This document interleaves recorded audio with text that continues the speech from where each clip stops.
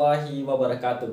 Perkenalkan, nama saya Rizky Sarul Fauzi, nomor absen 28 dari kelas MIPA 3. Di sini saya akan menjelaskan apa sih itu pengertian dari teks editorial, kalimat fakta, dan kalimat opini. Serta saya akan memberikan satu contoh teks editorial yang akan kita bahas, dan kita akan mencari beberapa contoh kalimat fakta dan kalimat opininya. Tunggu apa lagi, langsung ke pembahasannya.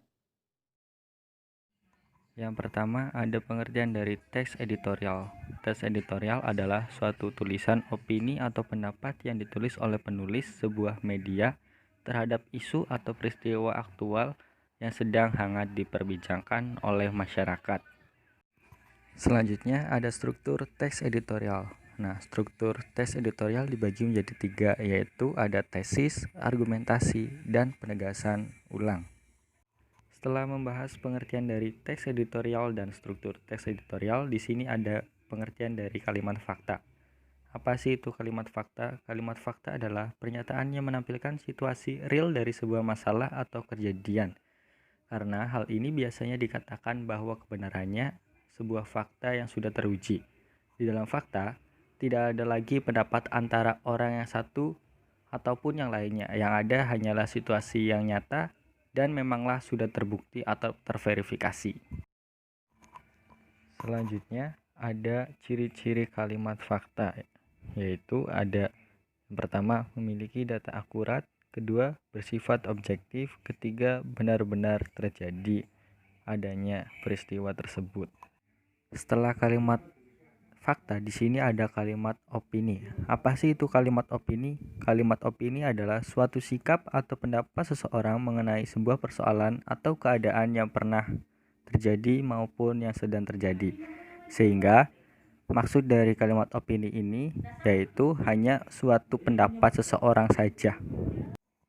Setelah pengertian kalimat opini, di sini ada ciri-ciri kalimat opini. Apa saja sih ciri-ciri kalimat opini? Yang pertama, mengandung pendapat pribadi ataupun orang lain. Kedua, bersifat subjektif. Ketiga, memiliki kata-kata yang bersifat relatif. Nah, apa saja sih kata-kata yang menunjukkan opini? Yang pertama, ada sepertinya. Kedua, seharusnya. Ketiga, bisa jadi. Keempat, mungkin. Kelima, jika. Keenam, kalau, dan lain sebagainya.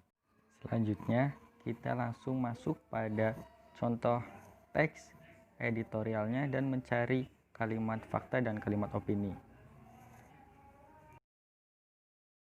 Selanjutnya, kita akan membahas contoh teks editorial tentang lingkungan yang berjudul Banjir di Wilayah Indonesia. Indonesia terkenal dengan alamnya yang indah dan mempesona. Namun, Indonesia juga dikenal sebagai negara langganan banjir setiap tahunnya. Banjir tersebut sudah dianggap wajar bagi beberapa daerah. Bagaimana tidak? Hampir setiap tahun banjir menjadi masalah di negara ini. Banjir merupakan kejadian di mana aliran air memiliki jumlah yang berlebihan seiring terjadinya curah hujan. Banjir yang terjadi selama ini dapat disebabkan oleh ulah manusia maupun kehendak alam.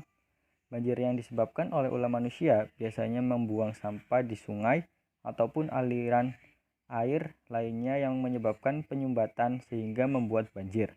Sedangkan banjir yang disebabkan oleh alam dikarenakan curah hujan yang tinggi membuat penampungan air tidak dapat membendung lagi. Penyebab dari banjir yang perlu menjadi penanganan pemerintah ialah ulah-ulah tangan manusia seperti kebiasaan membuang sampah, penggundulan hutan sebagai lahan baru, dan sebagaimana jika hal ini terus dibiarkan, maka banjir akan mengakibatkan korban jiwa, timbulnya berbagai jenis penyakit, dan rusaknya sarana maupun prasarana umum. Banjir harus diatasi agar setiap tahun ini dapat berkurang dan tidak semakin parah. Menurut perkiraan, hampir 70% wilayah di Indonesia mengalami banjir. Kejadian banjir memang memberikan kerugian yang sangat besar, namun memberikan hikmah tersendiri jika dilihat dari sudut pandang yang berbeda.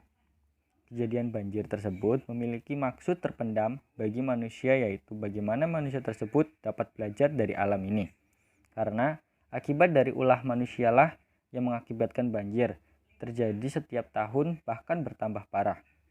Bahkan, manusia juga membuat masalah yang lebih besar dengan mengolah lahan-lahan kosong menjadi bangunan-bangunan beton yang menjulang tinggi.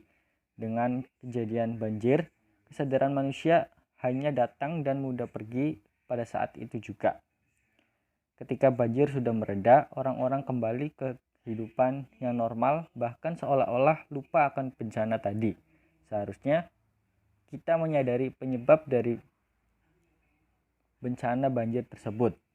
Mari kita lakukan penanggulangan banjir bersama-sama, hijaukan bumi ini dan hilangkan kebiasaan membuang sampah sembarangan. Itulah contoh teks yang telah saya bacakan. Sekarang kita lanjut pada pencarian kalimat opini dan kalimat faktanya. Dari teks tersebut saya mendapatkan dua contoh kalimat opini. Yang pertama, seharusnya kita menyadari penyebab dari bencana banjir tersebut. Mari lakukan penanggulangan banjir bersama-sama, hijaukan bumi ini dan hilangkan kebiasaan membuang sampah sembarangan.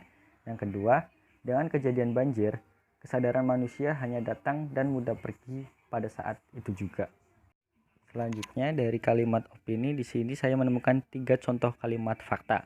Yang pertama, Indonesia terkenal dengan alamnya yang indah dan mempesona. Yang kedua, menurut perkiraan hampir 70% wilayah Indonesia mengalami banjir. Yang ketiga, penyebab dari banjir yang perlu menjadi penanganan pemerintah ialah ulah-ulah tangan manusia seperti kebiasaan membuang sampah, penggundulan hutan sebagai lahan dan sebagainya. Sekian materi yang dapat saya sampaikan kepada teman-teman. Mohon maaf jika masih banyak kekurangan saya dalam penyampaian materinya. Itulah pembahasan yang bisa saya sampaikan untuk teman-teman semua. Sekiranya ada kesalahan dalam tutur kata, saya akhiri. Wassalamualaikum warahmatullahi wabarakatuh.